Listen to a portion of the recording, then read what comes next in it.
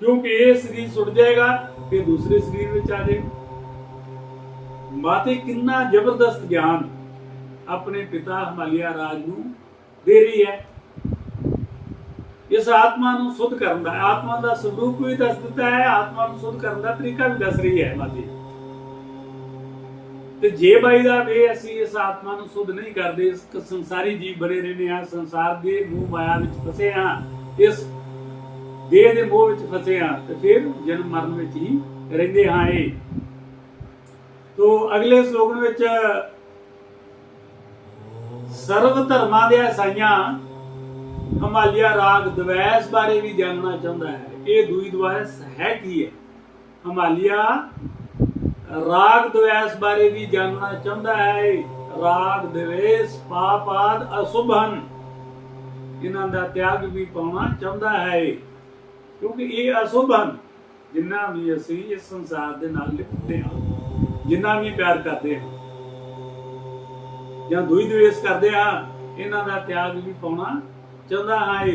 जो लोग दूसरे मनुख का अपकार करते हैं, जो लोग दूसरे मनुख का अपकार करते हैं, उन्हां प्रति सैगुणता किवें अपनाई जाए, इस ते किरपा पूर्वक मैनू खुल के दसो।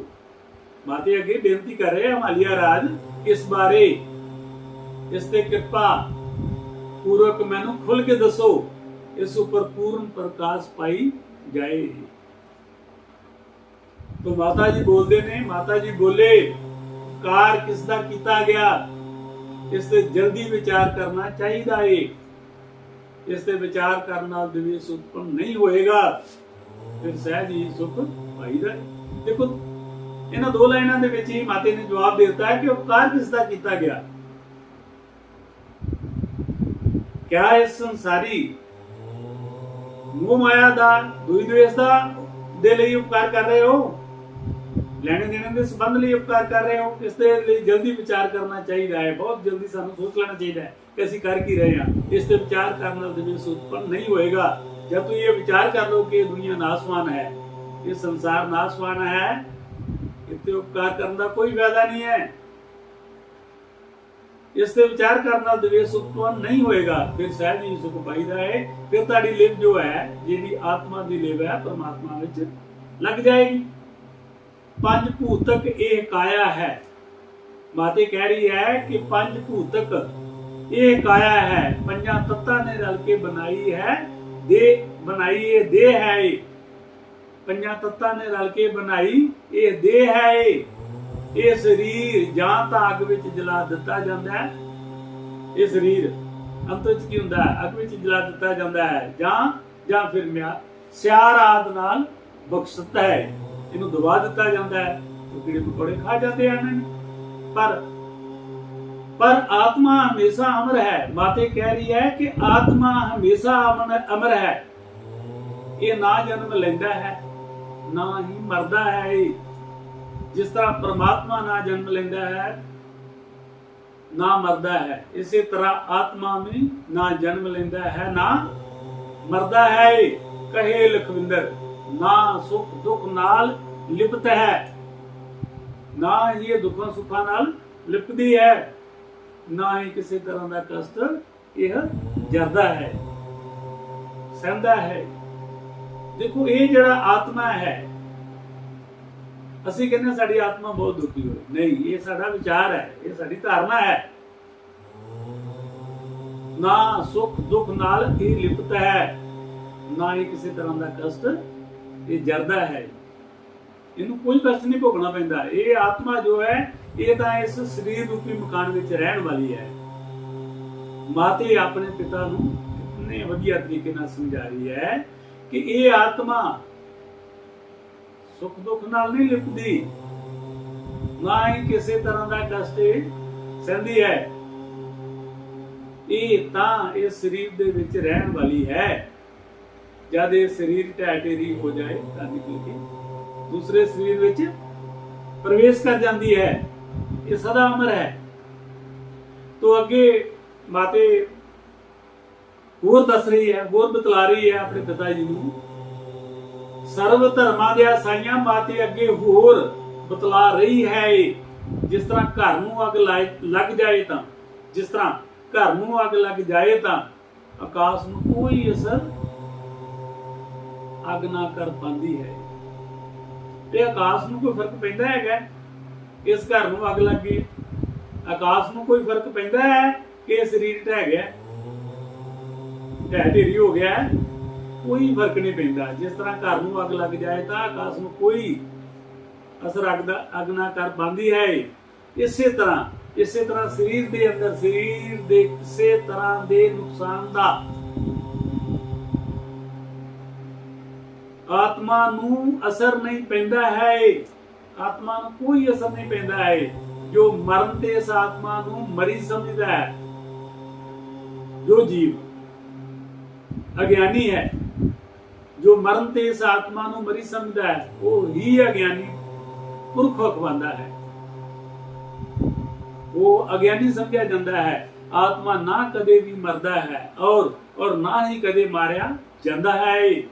अपने स्वरूप नूं इस प्रकार जान के, अपने स्वरूप नूं इस प्रकार जान के राग द्वेष छड्ड के मनुख सुखी हो जाता है। जेड़ा मनुख ये राग द्वेष, ये मैं मेरी दा चक्कर छड्ड दिंदा है, इस संसार नाल मोह छड्ड दिंदा है, वो राग द्वेष छड्ड के मनुख सुखी हो जाता है। द्वेष मन दे संताप दा मूल है। जेड़ा साडे अंदर दुई द्वेष है, ये मन दे संताप दा मूल है। जो साडा मन संताप भोग रहा है उसका मूल कारण है। द्वेष संसारिक संबंध भंग करने वाला है।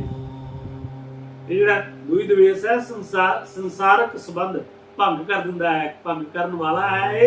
और ये द्वेष ही मोक्ष प्राप्ति विच, ये जो दुई द्वेष है ये ही मोक्ष प्राप्ति विच विघन करने वाला मतवाला है। ये ही जेड़ा दुई द्वेष ही रखदे आ, ये ही साडा जो सानू जो असीं जो मोक्ष नूं प्राप्त करना है उसके विच विघन पाने वाला मतवाला यही है कि दुई द्वेष। जतन करके द्वेष दा सानू जीवां नूं परित्याग कर देना चाहिए है। सानू इस दुई द्वेष दा त्याग कर देना चाहिए है। परित्याग भाव त्याग कर देना चाहिए है। कहे लखविंदर राग द्वेष ईर्खा हौमे नाल, कहे लखविंदर राग द्वेष ईर्खा हौमे नाल कदे नहीं सुख पाईदा है। कदे नहीं सुख पाईदा है। ये हमेशा लिए इस 84 लाख दुनिया में फस जाते हाँ। तो अगले श्लोकन में हवालिया राज माते को कुछ होर पूछ रहे ने, कुछ होर बेनतियां कर रहे ने। तो की बेनती कर रहे ने कि सर्व धर्मां दे साईयां, इस परमात्मा नूं हाजर नाजर रख के सारी गलबात हो रही है। सर्व धर्मां दे साईयां हमालिया होर अगे पुछदे जा रहे ने। ए माते, जद ये देह और आत्मा दुख दी भागीदार नहीं है, जद ये देह और आत्मा दुख दी भागीदार नहीं तां दुख कौन पा रहे ने? हिमालय राज पूछ रहे ने कि जद ये देह और आत्मा दुख दी भागीदार नहीं तां दुख कौन पा रहे ने? महेश्वरी कह रही है इस शरीर विच दुख भोगण वाला, इस शरीर विच दुख भोगण वाला फिर दसो और दूसरा कौन है? महेश्वरी इस शरीर विच दुख भोगण वाला फिर दसो और दूसरा कौन है? जब आप दी मेरे ते पूर्ण कृपा है तां मैनू इस विषय ते चानना पाउणा है। माते बोली ना देह नूं और ना आत्मा नूं कदे भी कोई दुख हुंदा है। ना देह नूं ते ना ही अंदर आत्मा नूं, ना देह नूं और ना आत्मा नूं कदे भी कोई दुख हुंदा है। फिर भी ये निर्लेप शुद्ध आत्मा मेरी माया नाल मोहित हुंदा है। इस आदिशक्ति ने एक माया दे रूप में वरत रही है, जिस माया की सानू समझ नहीं आ रही। किधरों आ रही है, किधर जा रही है, की कर रही है, की कर रही है। क्योंकि पीछे क्लियर कर रहा है ने माते कि मैं ही ਇੱਕ ਮਾਇਆ ਹਾਂ। ਇੱਥੇ ਤਾਂ ਆਤਮਾ ਦੀ ਗੱਲ ਚੱਲ ਰਹੀ ਹੈ ਨਾ, ਕਿ ਮੈਂ ਹੀ ਆਤਮਾ ਹਾਂ। ਇਸ ਆਤਮਾ ਨੇ ਹੀ ਪਰਮਾਤਮਾ ਨਾਲ ਮਿਲਣਾ ਹੈ। ਇਸ ਪਤੀ ਰੂਪੀ ਇਸਤਰੀ ਨੇ ਹੀ ਪਤੀ ਰੂਪੀ ਪਰਮਾਤਮਾ ਨਾਲ ਮਿਲਣਾ ਹੈ। ਮਾਤੇ ਬੋਲੀ ਨਾ ਦੇਹ ਨੂੰ ਔਰ ਨਾ ਆਤਮਾ ਨੂੰ ਕਦੇ ਵੀ ਕੋਈ ਦੁੱਖ ਹੁੰਦਾ ਹੈ, ਫਿਰ ਵੀ ਇਹ ਨਿਰਲੇਪ ਸੁੱਧ ਆਤਮਾ ਮੇਰੀ ਮਾਇਆ ਨਾਲ ਮੋਹਿਤ ਹੁੰਦਾ ਹੈ। ਇਹ ਮਾਇਆ ਹੈ, ਮਾਇਆ ਵਰਤ ਰਹੀ ਹੈ। ਸਾਨੂੰ ਜੀਵਾਂ ਨੂੰ ਕੋਈ ਸਮਝ ਨਹੀਂ ਆ ਰਹੀ। ਸਮਝ ਤਦ ਆਏਗੀ ਜਿੱਦਾਂ ਸਾਨੂੰ ਮਾਇਆ ਦੱਸ ਰਹੀ, ਜਿੱਦਾਂ ਸਾਨੂੰ ਮਾਤੇ, ਜਿਸ ਤਰ੍ਹਾਂ ਮਾਤੇ ਆਪਣੇ ਪਿਤਾ ਹਿਮਾਲਿਆ ਰਾਜ ਨੂੰ ਦੱਸ ਰਹੀ ਹੈ ਕਿ ਇਹ ਦੁਈ ਦਵੇਸ਼ ਤੋਂ ਬਚੋ। ਅੱਗੇ ਕਹਿ ਰਹੇ ਕਿ ਮਾਇਆ ਨਾਲ ਮੋਹ ਹੋ ਕੇ ਮੈਂ ਸੁਖੀ ਹੂੰ, ਮੈਂ ਦੁਖੀ ਹੂੰ। ਮਾਇਆ ਨਾਲ ਮੋਹ ਹੋ ਕੇ ਮੈਂ ਸੁਖੀ ਹੂੰ, ਮੈਂ ਦੁਖੀ ਹੂੰ। ਅਕਸਰ ਅਜਿਹਾ ਮਨ ਲੈਂਦਾ ਹੈ ਇਨਸਾਨ। ਮੈਂ ਦੁਖੀ ਹਾਂ, ਮੈਂ ਸੁਖੀ ਹਾਂ, ਅਜਿਹਾ ਮਨ ਲੈਂਦਾ ਹੈ। ਇਹ ਮਾਇਆ ਅਨਾਦ ਅਵਿਦਿਆ ਸਰਪਣੀ। ਇਸ ਇਹ ਮਾਇਆ ਅਨਾਦ ਅਵਿਦਿਆ ਸਰਪਣੀ ਜਗਤ ਨੂੰ ਮੋਹਿਤ ਅਕਸਰ ਕਰ ਲੈਂਦਾ ਹੈ। ਜਿਸ ਤਰ੍ਹਾਂ ਇਹ ਕਹਿੰਦੇ ਨੇ ਕਿ ਮਾਇਆ ਡਸਦੀ ਹੈ, ਮਾਇਆ ਨਾਗਣੀ ਹੈ, ਮਾਇਆ ਡਸਦੀ ਹੈ। ਇੱਥੇ ਮਾਤਾ ਨੇ ਆਪ ਹੀ ਕਲੀਅਰ ਕਰ ਦਿੱਤਾ ਹੈ, ਮੈਂ ਮਾਇਆ ਹਾਂ। ਪਰ ਇਹ ਮਾਇਆ ਅਨਾਦ ਅਵਿਦਿਆ ਸਰਪਣੀ ਜਗਤ ਨੂੰ ਮੋਹਿਤ ਅਕਸਰ ਕਰ ਲੈਂਦਾ ਹੈ। ਦੇਖੋ ਇਸਤਰੀ ਰੂਪੀ ਮਾਇਆ ਤੂੰ ਕਦੀ ਕੋਈ ਬਚਿਆ? ਇਹ ਜੀਵ ਵਿਚਾਰ ਕੇ ਤਾਂ ਦੇਖ, ਇਹ ਮੋਹਿਤ ਕਰ ਲੈਂਦੀ ਹੈ ਕਿ ਨਹੀਂ? ਇਹ ਹੀ ਮਾਇਆ ਪੈਸਿਆਂ ਦੇ ਰੂਪ ਵਿੱਚ, ਮਾਇਆ ਦੇ ਰੂਪ ਵਿੱਚ ਮੋਹਿਤ ਕਰ ਲੈਂਦੀ ਹੈ ਕਿ ਨਹੀਂ? ਇਸ ਤੋਂ ਕੋਈ ਬਚਦਾ ਹੈ ਤੇ ਫਿਰ ਇਹਦਾ ਡੰਗ ਵੀ ਤਾਂ ਉਹਨੂੰ ਹੀ ਸਹਿਣਾ ਪਏਗਾ। ਇੱਥੇ ਕਲੀਅਰ ਕਰ ਰਹੀ ਹੈ ਮਾਤੇ ਕਿ ਮਾਇਆ ਅਨਾਦ ਅਵਿਦਿਆ ਸਰਪਣੀ ਜਗਤ ਨੂੰ ਮੋਹਿਤ ਅਕਸਰ ਕਰ ਲੈਂਦਾ ਹੈ। ਇਹ ਅਵਿਦਿਆ ਸਰੂਪਣੀ, ਇਹ ਮਾਇਆ ਅਨਾਦ ਅਵਿਦਿਆ ਸਰੂਪਣੀ ਜਗਤ ਨੂੰ ਮੋਹਿਤ ਕਰ ਲੈਂਦਾ ਹੈ। ਸਰੂਪ ਹੈ ਇਹਦਾ, ਜਿਸ ਵੀ ਸਰੂਪ ਵਿੱਚ ਆ ਕੇ ਜੀਵ ਨੂੰ ਦੱਸਦੀ ਹੈ। ਜੀਵ ਦੱਸਿਆ ਹੀ ਜਾਂਦਾ ਹੈ। ਪਿਤਾ ਜੀ, ਇਹ ਆਤਮਾ ਤਤ ਉਤਪਨ ਹੁੰਦੇ ਹੀ, ਇਹ ਆਤਮ ਤਤ ਉਤਪਨ ਹੁੰਦੇ ਹੀ ਮਾਇਆ ਨਾਲ ਅਬੁੱਧ ਹੋ ਜਾਂਦਾ ਹੈ। ਜਿਸ ਤਰ੍ਹਾਂ ਬੱਚਾ ਜਨਮ ਲੈਂਦਾ ਹੈ, ਜਿਸ ਤਰ੍ਹਾਂ ਹੀ ਮਾਂ ਦਾ ਦੁੱਧ ਚੁੰਗਦਾ ਹੈ, ਜਿਸ ਤਰ੍ਹਾਂ ਹੀ ਮਾਂ ਦਾ ਥਣ ਆਪਣੇ ਮੂੰਹ ਵਿੱਚ ਪਾਉਂਦਾ ਹੈ, ਦੁੱਧ ਚੁੰਗਦਾ ਹੈ, ਉਸੇ ਵਕਤ ਹੀ ਮਾਇਆ ਦਾ ਪ੍ਰਭਾਵ ਹੋ ਜਾਂਦਾ ਹੈ। ਪਿਤਾ ਜੀ, ਇਹ ਆਤਮ ਤਤ ਉਤਪਨ ਹੁੰਦੇ ਹੀ ਮਾਇਆ ਨਾਲ ਅਬੁੱਧ ਹੋ ਜਾਂਦਾ ਹੈ। ਇਸ ਦੇ ਨਾਲ ਹੀ ਰਾਗ ਦਵੇਸ਼ ਆਦਿ ਵਿਕਾਰਾਂ ਨਾਲ, ਇਸ ਦੇ ਨਾਲ ਹੀ ਰਾਗ ਦਵੇਸ਼ ਆਦਿ ਵਿਕਾਰਾਂ ਨਾਲ ਇਹ ਆਤਮਾ ਸੰਸਾਰੀ ਹੋ ਪਾਉਂਦਾ ਹੈ। ਇੱਥੇ ਜੀਵ ਕਰ ਕੀ ਸਕਦਾ ਹੈ? ਇਸ ਸਿੱਖ ਦੀ ਕਿਰਪਾ ਤੋਂ ਬਗੈਰ, ਇਸ ਸਿੱਖ ਕੁਲ ਮਾਲਕ ਸਾਈਂ ਦੀ ਕਿਰਪਾ ਤੋਂ ਬਗੈਰ ਜੀਵ ਨਹੀਂ ਬਚ ਸਕਦਾ। ਜਦ ਇਸ ਸਿੱਖ ਦਾ ਆਸਰਾ ਲੈ ਗਿਆ, ਜੀਵ ਇਸ ਸਿੱਖ ਦਾ ਆਸਰਾ ਲਏਗਾ ਤਾਂ ਇਹ ਆਦਿ ਸ਼ਕਤੀ ਵੀ ਉਸ ਦੀ ਮਦਦ ਕਰੇਗੀ, ਉਸ ਦੀ ਫਰਿਆਦ ਸੁਣੇਗੀ। ਤੋਂ ਅਗਲੇ ਸ਼ਲੋਕਨ ਵਿੱਚ ਹੈ, ਸਰਵ ਧਰਮਾਂ ਦੇ ਸਾਈਆਂ ਮਾਤੇ ਆਤਮਾ ਦੀ ਹੋਰ ਜਾਣਕਾਰੀ ਦਿੰਦੀ ਹੈ। ਇਸ ਆਤਮਾ ਦੀ ਹੋਰ ਜਾਣਕਾਰੀ ਦਿੰਦੀ ਹੈ। ਇਹ ਆਤਮਾ ਮਨ ਨਾਲ ਜਿਸ ਵਿੱਚ ਵਾਸਨਾ ਹੈ, ਇਹ ਆਤਮਾ ਮਨ ਨਾਲ ਜਿਸ ਵਿੱਚ ਵਾਸਨਾ ਹੈ, ਹਮੇਸ਼ਾ ਹੀ ਉਸਦੀ ਬਹਿੰਦੀ ਹੈ। ਇਹ ਆਤਮਾ ਔਰ ਮਨ ਦਾ ਮੇਲ ਚੱਲਦਾ ਹੈ। ਇਹਨਾਂ ਦਾ ਆਪਸ ਵਿੱਚ ਇੱਕ ਗੂੜਾ ਸੰਬੰਧ ਹੈ।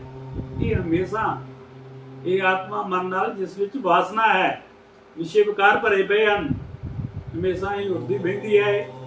ਆਤਮਾ ਮਨ ਨਾਲ ਲਾਚਾਰ ਸੀ ਬਣ ਕੇ